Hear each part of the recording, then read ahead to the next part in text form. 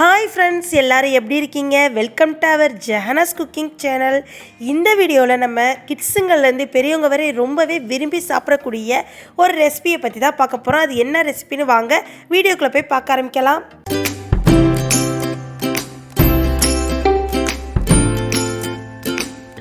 பார்க்குறப்பே உங்களுக்கே தெரியும், நீங்களே கெஸ் பண்ணியிருப்பீங்க. ஆமாங்க, பர்கர் மாதிரி இருக்கேன்னு. ஆமாங்க, பர்கர் ரெசிபி தான். வீட்டில் செய்கிறது ரொம்பவே ஈஸி. பர்கர் ரெசிபி மட்டும் தான் ரொம்பவே ஈஸியான மெத்தடும் கூட. அது எப்படி ஈஸியாக செய்யலான்னு வாங்க இந்த வீடியோக்குள்ளே போய் பார்க்க ஆரம்பிக்கலாம். இப்போ பர்கருக்கு தேவையானது மெயினானது மைதா. நீங்கள் இது கோதுமையிலோட செஞ்சுக்கலாம். நான் மைதாவில் 2 கப்பு கரெக்டாக எடுத்திருக்கேங்க. இந்த 2 கப்புக்கு 1 டீஸ்பூன் சால்ட் எடுத்திருக்கேன். 1 டீஸ்பூனில் சால்ட் எடுத்திருக்கேன், அதையும் சேர்த்துக்கிட்டாச்சு. 2 டீஸ்பூனில் நான் சுகர் எடுத்திருக்கேன், அதையும் நீங்கள் சேர்த்துக்கங்க. எப்போவுமே இந்த பர்கர் ரொம்ப ஸ்வீட்டாக இருக்காதுங்க, ஓரளவு கொஞ்சம் காரமாக தான் இருக்கும் பர்கர் பண்ணுக்கு மட்டும். நான் இங்கே மிளகாய் தூளோ எதுவுமே சேர்க்கலை. ஆனால் ஈஸ்ட்டு 1.5 டீஸ்பூன் சேர்க்கணும். ஃபஸ்ட்டு 1 டீஸ்பூன் சேர்த்துட்டு அடுத்து 1/2 டீஸ்பூன் சேர்த்துருக்கேன் ஈஸ்ட்டு. இந்த காரத்தில் உங்கள் வீட்டில் ஜிஞ்சர் பொடி, அப்புறம் பெப்பர் பொடி, நெக்ஸ்ட்டு மிளகாய் தூள், கார்லிக் பொடி, ஆனியன் பொடி இந்த மாதிரி இருந்தால் சேர்த்துக்கங்க. டேஸ்ட்டாக இருக்கும் பன்னு. ஆனால் நான் ஸ்வீட் ரெசிபி மாதிரி தான் நான் சேர்க்குறேன். இப்போ ஃபைனலாக நான் சேர்த்துருக்கிறது பால் பவுடரில் 2 டேபிள் ஸ்பூன் சேர்த்துருக்கேன். உங்களுக்கு இது வேண்டாம் சேர்த்துக்கலாம், இல்லாட்டி ஸ்கிப் பண்ணிடுங்க. நெக்ஸ்ட்டு அது எல்லாத்தையும் உப்பு அப்புறம் ஈஸ்ட்டு எல்லாத்தையும் போட்டு மிக்ஸ் பண்ணதுக்கப்புறம் இப்போ ஒரு முட்டையும் அப்புறம் 1/4 கப்பு ஆயிலும் நம்ம ரீஃபண்ட் ஆயில் சேர்த்துக்குருவோம். ஆயில் சேர்த்து அதையும் மிக்ஸ் பண்ணதுக்கு அப்புறம் 1/2 கப்பு பாலுங்க. உங்களுக்கு வேணால் பால் சேர்த்துக்கலாம், இல்லாட்டி நீங்கள் நார்மலாக வார்ம் வாட்டரே சேர்த்துக்கலாம். இப்போ நான் வார்ம் விதமான பால் எடுத்திருக்கேன், அதுதான் நான் சேர்க்க போகிறேன். 1/2 கப்பு நான் எடுத்திருக்க இந்த 2 கப்பு மாவுக்கு இந்த 1/2 கப்பு பால் போதுமான அளவு. அது மாதிரி 1/2 டீஸ்பூன் ஈஸ்ட்டு போதுமான அளவு. இதே 2.5 கப்பு நீங்கள் மைதா மாவு எடுத்திங்கன்னா 2 டீஸ்பூனுக்கு ஈஸ்ட்டு சேர்த்துக்கலாம்.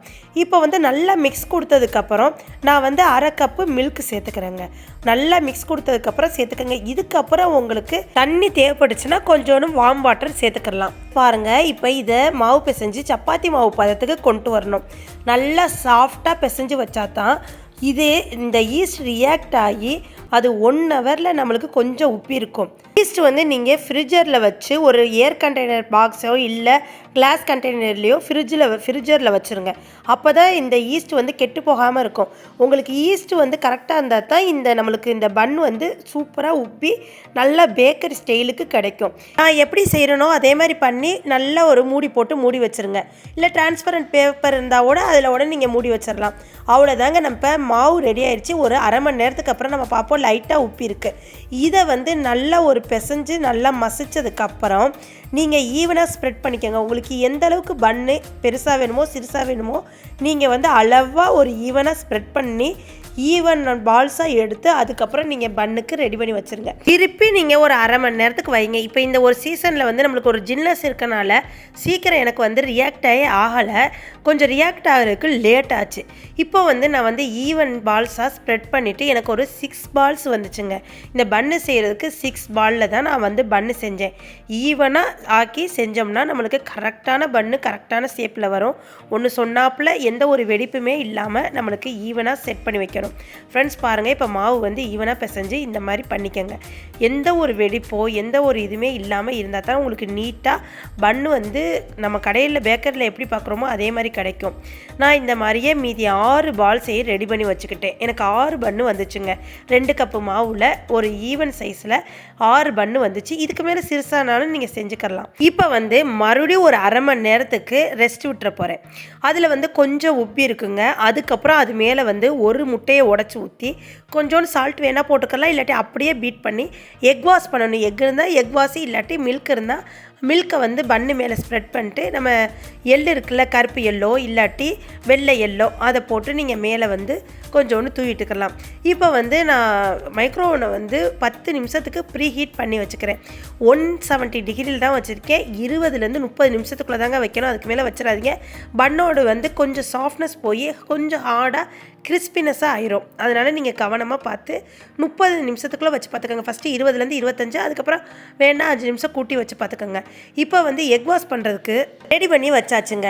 இப்போ மேலே வந்து லைட்டாக எக் வாஷ் பண்ணிக்கணும். எக் வாஷ் பண்ணதுக்கப்புறம் உங்களுக்கு வந்து கருப்பு போட்டால் பிடிக்குமோ இல்லை எள்ளு வந்து வெள்ளை எள்ளு போட்டால் பிடிக்கணுண்டு உங்களுக்கு என்ன எள்ளு பிடிக்குமோ அது போட்டுக்கோங்க. நான் கருப்பும் போட்டிருக்கேன், வெள்ளையும் மேலே வந்து தூவி விடுவேன். இப்போ ஃபுல்லாக எல்லாத்துக்கும் எக் வாஷ் பண்ணிவிட்டு அது மேலே வந்து கருப்பு எல்லாம் தூவிட்டிங்கன்னா உங்களுக்கு முடிஞ்சிருச்சுங்க. பாருங்கள் ஃப்ரெண்ட்ஸ், இந்த மாதிரி கொஞ்சம் கொஞ்சமாக போட்டுக்கோங்க. எல்லாம் ஈவனாக மேலே வர்ற மாதிரி போட்டுக்கிட்டிங்கன்னா கருப்பு வெள்ளையும் தெரிகிறப்ப உங்களுக்கு நல்ல ஒரு லுக்கு கிடைக்கும். இப்போ எல்லாத்துக்கும் போட்டதுக்கப்புறம் நம்ம ஏற்கனவே செட் பண்ணி வச்சுருக்க 10 நிமிஷம் ப்ரீஹீட் பண்ணி வச்சுருக்க மைக்ரோன் வந்து கரெக்டாக முடிஞ்சிருச்சு. இப்போ உள்ளே வச்சுக்கிறேன்.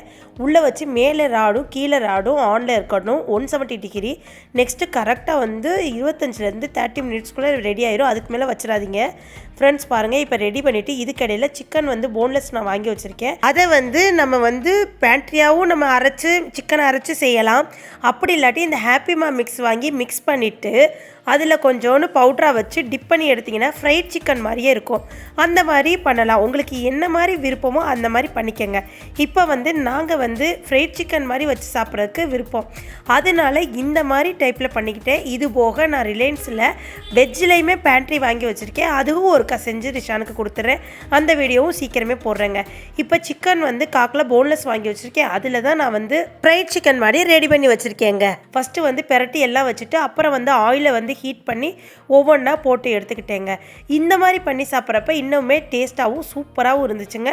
நீங்களே வீட்டில் ட்ரை பண்ணி பாருங்கள். ஒன்ஸ் இது செஞ்சு வச்சுக்கிட்டா உங்களுக்கு ஈஸிதே, செம்ம டேஸ்ட்டாக இருந்துச்சு, சூப்பராக இருந்துச்சு. நம்மளுக்கு இந்த பர்கரை பொறுத்த வரைக்கும் எந்த ஒரு வேலையுமே இல்லைங்க.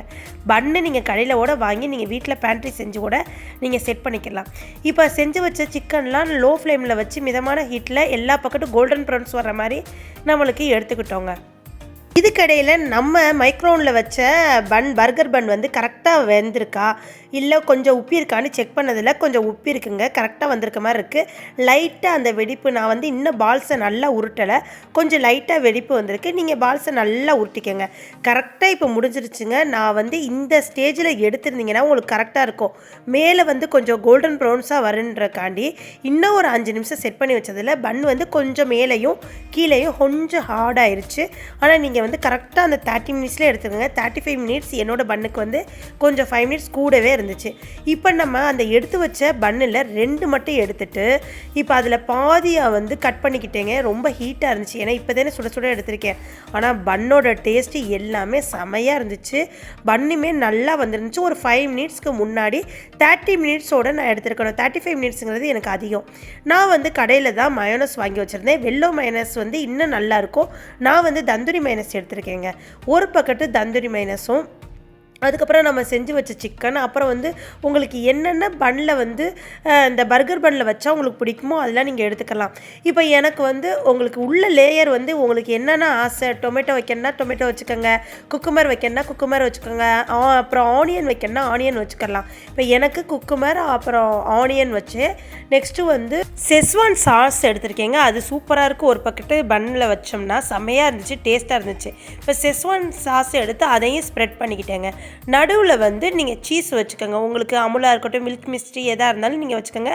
நான் இன்றைக்கி அமுல் சீஸ் தான் எடுத்திருக்கேன். ஒரு ஸ்லைஸ் வந்து சீஸ் எடுத்து நடுவில் வச்சு அதுக்கப்புறம் நீங்கள் சாப்பிட்டீங்கன்னா செம்ம டேஸ்ட்டாக இருந்துச்சுங்க. அந்த கிறிஸ்பி சிக்கனுக்கும் அந்த நடுவில் கடிச்சு சாப்பிட்ற அந்த குக்கும்பருக்கும் ஆனியனுக்கும் செம்மையாக இருந்துச்சு. அதுபோக நான் கோஸுமே வச்சேன்.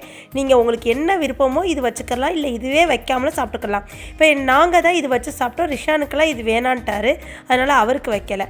இப்போ வந்து ஒரு ஸ்லைஸ் எடுத்து நடுவில் வச்சு அதுக்கு மேலே சிக்கனை வச்சு சாப்பிட்றப்ப இந்த பர்கர் பன்னு செம்ம டேஸ்ட்டாக சூப்பராக வந்துருந்துச்சுங்க.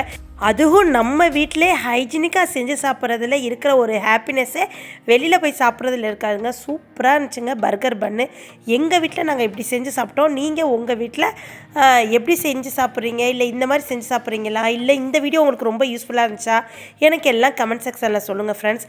இப்போ இந்த பன்னு எல்லாம் நம்ம செட் பண்ணி வச்சதுக்கப்புறம் அது வந்து நிற்காதுல்ல, அதுக்கு நம்ம டூத் பிக் இருக்குல்ல, ஒரு உட்டன் ஸ்டிக்கு, அதை எடுத்து நம்ம வச்சிடணும். அப்போ வச்சிட்டோம்னா நம்மளுக்கு நல்லா நிற்குங்க. பாருங்கள், கரெக்டாக நின்றுச்சு. இந்த மாதிரி எடுத்து இப்படி வச்சிட்டிங்கன்னா நம்ம வீட்டில் டேஸ்டான சூப்பரான கிறிஸ்பியான பர்கர் பன் வந்து சிக்கன் பர்கர் பன் ரெடி ஆயிடுச்சு. இதே மாதிரி நீங்களும் உங்கள் வீட்டில் உள்ள கிட்ஸுங்களுக்கும் அப்புறம் பெரியவங்களுக்கும் செஞ்சு கொடுத்து எப்படி இருக்குன்னு எனக்கு கமெண்ட் செக்ஷனில் சொல்லுங்கள் ஃப்ரெண்ட்ஸ். இப்போ நாங்கள் சாப்பிட்டு பார்த்தோம், செம்ம டேஸ்ட்டாக இருந்துச்சு, சூப்பராக இருந்துச்சு. இதே மாதிரி நான் வெஜ்ஜிலையும் அடுத்து பண்ணி காமிக்கிறேன். இப்போ உங்களுக்கு உள்ளே வச்சுருக்க ஸ்டஃப் அந்த காய்கறி எல்லாமே நான் வீடியோக்குன்றக்காண்டி தான் குடமிளகாய் எல்லாமே கட் பண்ணி வச்சுருக்கேன். இது வந்து அவங்களுக்கு என்னோடய ஹஸ்பண்டுக்கும் ரிஷானுக்கும் பிடிக்காது. ஆனால் நான் எல்லாத்தோடையும் சேர்த்து தான் சாப்பிடுவேன். உங்கள் வீட்டில் உங்கள் கிட்ஸுங்களுக்கு ஹஸ்பண்டுக்கு எப்படி பிடிக்குமோ அதே மாதிரி நீங்களும் செஞ்சு கொடுத்து அசத்துங்க ஃப்ரெண்ட். நம்மளாவும் பேண்ட்ரி செய்யலாம். நான் வந்து இப்போ ரிலையன்ஸில் வாங்கி வச்சுருக்கேன். அதில் அடுத்த வீடியோ உங்களுக்கு போடுறேன். இந்த வீடியோ உங்களுக்கு ரொம்பவே யூஸ்ஃபுல்லாக இருக்கும். இந்த வீடியோ ரொம்ப பிடிச்சிருந்துச்சுன்னா லைக் பண்ணுங்கள், ஷேர் பண்ணுங்கள், கமெண்ட் பண்ணுங்கள். மறக்காமல் சப்ஸ்கிரைப் பண்ணிடுங்க ஃப்ரெண்ட்ஸ். பக்கத்தில் உள்ள பெல் ஐக்கானை கிளிக் பண்ணிங்கன்னா தான் நான் போடுற புது விளாக் உங்களை வந்து சேரும். புது ரெசிபி உங்களை வந்து சேரும். இதே போல் நெக்ஸ்ட் ஒரு அருமையான ரெசிப்பியில் உங்களை வந்து சந்திக்கிற வரை எனக்காண்டி வெயிட் பண்ணுங்கள். நெக்ஸ்ட் வீடியோவில் பார்ப்போம். தேங்க்யூ மக்களே. அஸ்ஸலாமு அலைக்கும். பாய்.